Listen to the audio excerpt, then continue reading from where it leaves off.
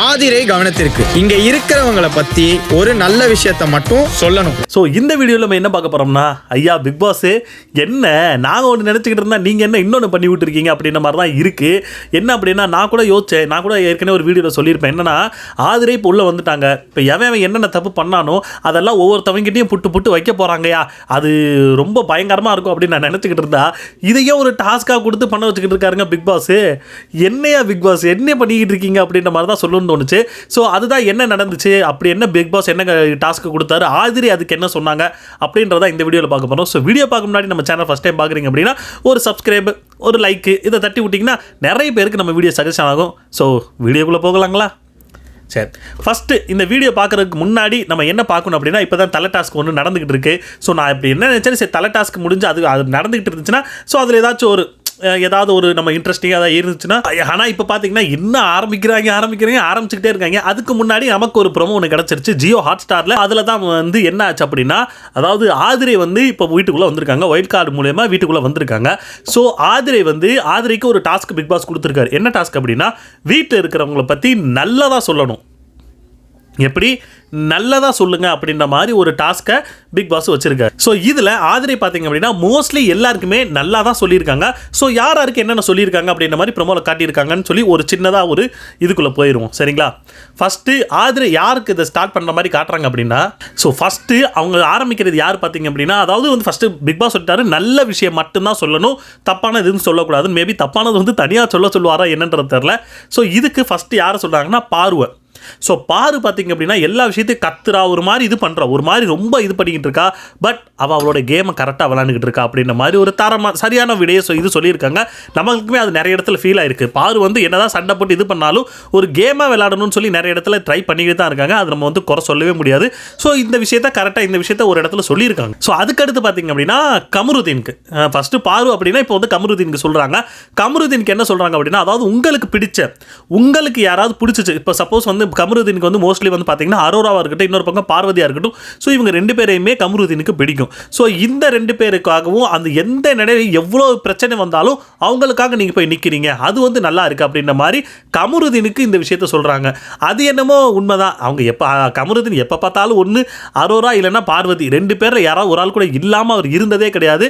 So அதை இந்த இடத்துல கிளியர் கட்டாக சொல்லியிருக்காங்க. ஸோ அடுத்து நம்ம விக்கரமுக்கு ஒரு விஷயம் சொல்கிறாங்க. என்ன அப்படின்னா, அதாவது இந்த கேமுக்காக நம்ம வந்திருக்கோம். ஸோ இந்த கேமுக்கு தான் நம்ம வந்திருக்கோம். ஸோ கேமில் நம்ம ஏதாவது விளாண்டாகணும். ஸோ கேமுக்கு நம்ம ஏதாவது ஒன்று டாஸ்க்குக்காகவோ ஏதோ ஒன்று நம்மளால் முடிஞ்ச ஒன்று நம்ம அதில் கண்டிப்பாக கொடுத்தே ஆகணும்னு சொல்லி நீங்கள் ரொம்ப என்ன சொல்கிறது, ஒரு மைண்ட் செட்டோடு நீங்கள் விளாட்றீங்க. ஸோ அந்த இது பார்த்தீங்க அப்படின்னா நல்லா இருக்குது. அது மட்டும் இல்லை, உங்கள் சைட்லேருந்து ஏதாவது ஒன்று கொடுக்கணும்னு சொல்லி கண்டினியூவாக நீங்கள் பண்ணிக்கிட்டு இருக்கீங்க அப்படின்ற மாதிரி விக்கரமுக்குமே நல்லா இருக்குது அப்படின்ற மாதிரி சொல்லியிருக்காங்க. அதுக்கப்புறம் பார்த்தீங்க அப்படின்னா நம்ம பிரஜனை பற்றி சொல்கிறாங்க. பிரஜனை பற்றி என்ன சொல்கிறாங்க அப்படின்னா, அதாவது டாஸ்க்குன்னு வரும்போது உங்களுடைய இன்வால்மெண்ட் வேற மாதிரி ஆயிருது. அதாவது நீங்கள் நார்மலாக இருக்கும்போது வேற மாதிரி இருக்கீங்க, பட் டாஸ்க்குன்னு வரும்போது உங்களுடைய அந்த ஒரு கான்செப்ட் அப்புறம் நீங்கள் அதில் கொடுக்கக்கூடிய டெடிகேஷன், நீங்கள் டாஸ்க் விளையாடக்கூடிய அந்த அது எல்லாமே வேற மாதிரியா இருக்குது. உங்களுக்கு அந்த இதுக்காக நீங்கள் கொடுக்கக்கூடிய அந்த இது சூப்பராக இருக்குது அப்படின்ற மாதிரி ஒரு விஷயத்தை சொல்கிறாங்க. இது என்னமோ உண்மைதான். இதை நம்ம எதில் சொல்லலாம் அப்படின்னா, நம்ம ஸ்கூல் அந்த டாஸ்க் வச்சு பார்த்தீங்களா, அதில் மோஸ்ட்லி எல்லாருமே பாய்ஸாக இருக்கட்டும் எல்லாருமே பார்த்தீங்கன்னா மீசை எடுத்துட்டாங்க.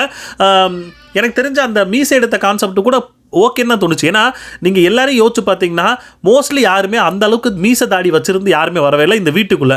ஆனால் பிரஜன் அதுக்காக மீசை தாடி அவ்வளோ வச்சுருந்தாரு. நம்மளே பார்த்தோம், ஏன்னா இவர் ஸ்டார்டிங்கில் நல்லா தான் இருந்த மாதிரி இருந்துச்சு நாடகத்தில் வரும்போது. பட் இந்த வீட்டுக்குள்ளே வரும்போது எதுக்கு இந்த அளவுக்கு தாடி மீசைலாம் வச்சுட்டு வந்திருக்காரு நானே யோசித்தேன். பட் ஒரு டாஸ்க்குன்னு வரும்போது அது எல்லாத்தையும் மனசை எடுத்துட்டாரு. ஸோ அது ஏன்னா அவர் ஸ்டூடெண்ட் கூட இல்லை, பிரின்சிபல் தான். அவர் சூப்பராக கூட அதை செட் பண்ணி வச்சுக்கலாம். பட் இல்லை, எல்லாருமே பண்ணும்போது நம்மளும் அதை பண்ணணும்னு சொல்லி ஒரு மாதிரி பண்ணது நல்லா இருந்துச்சு. ஸோ அதை தான் இந்த இடத்துல ஆதிரை மென்ஷன் பண்ணியிருக்காங்க. அதுக்கப்புறம் வியானா, நான் கூட நினச்சேன் வியானாக்கு எதையாவது நம்ம சொல்ல போகுது அப்படின்னு நான் நினச்சிக்கிட்டு இருந்தேன். பட் இல்லை, வியானாக்கு கொஞ்சம் நல்லா தெளிவாக தான் சொல்லியிருக்காங்க. என்ன அப்படின்னா, வியானா ஒரு டாஸ்க்குன்னு வந்துச்சு, அவளுக்கு சரின்னு தோணுச்சுன்னா அந்த இடத்துல அவள் கரெக்டாக நிற்பா, தெளிவாக நிறைய விஷயத்த சொல்லுவா அப்படின்ற மாதிரி. இந்த விஷயம் நமக்கே நிறைய இடத்துல தோணி இருக்குங்க. ஸ்டார்டிங்லேருந்து பார்த்தீங்க அப்படின்னா அவங்க கிரிஞ்சாக நிறைய விஷயம் பண்ணாலும் பார்க்குறது பார்க்குறதுக்கே க்யூட்னஸ் இருக்குது அப்படின்னு சொல்லி அவங்க நினச்சிக்கிட்டு பண்ணாலும் நமக்கு வந்து அது கிரிஞ்சாக தான் இருந்துச்சு. பட் ஆனால் அவங்க வைக்கக்கூடிய சில பாயிண்ட் எல்லாமே நல்லா இருக்குன்னு சொல்லி நாமளுமே நிறைய இடத்துல சொல்லியிருப்போம். அது மட்டும் இல்லாமல் விஜய் சேதுபதியுமே இதை வந்து நிறைய இடத்துல அட்ரஸ் பண்ணியிருப்பாரு. ஸோ அதைத்தான் இந்த இடத்துல வியானா வந்து நல்லா பண்ணிக்கிட்டு இருக்காங்க அப்படின்ற மாதிரி ஆதிரையுமே இந்த இடத்துல சொல்கிறாங்க. அதுக்கு அடுத்து தான் வர்றாரு நம்ம எஃப்ஜே. ஸோ எஃப்ஜேக்கு என்ன சொல்லணும் அப்படின்ற மாதிரி ஒரு விஷயம் கான்செப்ட் வருது. அப்போ தான் ஆதிரை வந்து எஃப்ஜே அப்படின்னு சொல்லிட்டு ஒரு மாதிரி தலையை தூக்கி யோசிக்க ஆரம்பிக்கிறாங்க. எனக்கு தெரிஞ்சு இதில் என்னமோ சூட்சமாக இருக்கா இல்லையா, இல்லை ப்ரோமோக்காக இவங்க இப்படி கட் பண்ணியிருக்காங்களான்னு தெரில. ஏன் அப்படின்னா ஆல்ரெடி நம்ம பிக் பாஸ் வந்து இந்த டாஸ்க் என்ன அப்படின்னா நீங்கள் வந்து சரியானதை மட்டும்தான் சொல்லணும் அப்படின்ற மாதிரி தெளிவாக சொல்லி தான் அனுப்பியிருக்காரு. அந்த டாஸ்க் அந்த இதில் அந்த பேப்பர் வரும்ல, ஸோ அதில் வந்து தெளிவாக சொல்லியிருக்காரு, நீங்கள் வந்து கரெக்டானது சரியானது மட்டும்தான் சொல்லணும் அப்படின்ற நல்லது மட்டும் தான் சொல்லணும் அப்படின்ற மாதிரி ஒன்று சொல்லியிருக்காங்க. ஸோ மேபி எனக்கு தெரிஞ்சு இந்த இடத்துல வந்து எஃப்ஜேவை கழுவி ஊற்றுற மாதிரி விஷயங்கள் பண்ண மாட்டாங்கன்னு தான் எனக்கு தோணுது.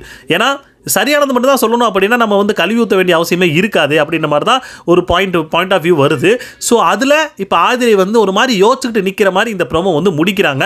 ஸோ பரவாயில்ல, ஓகே. இப்போ வந்து நான் என்ன யோசிச்சேன் அப்படின்னா ஆதிரை வந்து ஒவ்வொருத்தவங்க கிட்டையும் போய் பேசுவாங்க, ஒவ்வொருத்தவங்க நீங்கள் இந்த மாதிரி பண்ணிகிட்டு இருக்கீங்க, இது தப்பு அப்படின்னு பேசுவாங்கன்னு நான் நினச்சிக்கிட்டு இருந்தேன். அது ஆப்வியஸ்லி அது வந்து உள்ளே போய் பேசிக்கிட்டு தான் இருக்காங்க. அது மட்டும் இல்லாமல் இப்போ பிக் பாஸே ஒரு டாஸ்க்காக கொடுத்து நீங்கள் வந்து நல்லதை மட்டும் சொல்லுங்கன்ற மாதிரி சொல்லியிருக்காங்க.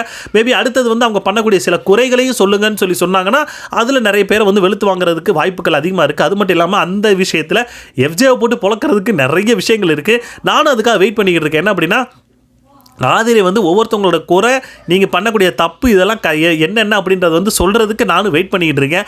ஸோ அதுக்கு நீங்களும் வெயிட் பண்ணிகிட்டு இருப்பீங்கன்னு நான் நினைக்கிறேன். ஸோ இந்த இது பார்த்திங்க அப்படின்னா ஹாட் ஸ்டாரில் ப்ரோமோவில் போட்டிருக்காங்க.